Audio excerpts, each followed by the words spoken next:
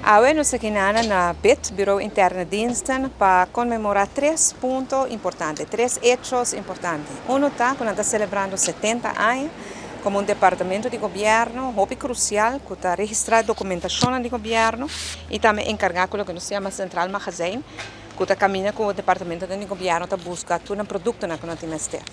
Pero também como registração de documentos, essa aqui é uma tarefa muito importante, que nós estamos fazendo para 70 anos. E agora lança também um logo novo e um website novo, que está tipificar era novo de BIT para o seguinte ano na Nova Zelândia. Eu felicitar cada trabalhador que não trabalha durante todo o ano aqui para riba o departamento para adiante, para servir o país a Aruba, e também estão que está laborando agora aqui para uma labor incansável. Com o cambio aqui, que o website aqui, serviço na comunidade também está mais acessível. Vou por acessar através do website aí essa onde o documento não está, onde o estudo não está, tem que fazer a petição não está, etc. Tudo isso aqui na dor o website agora lançar, vou por fazer na comunidade vocais e vou por seguir, fazer seguimento no documento não.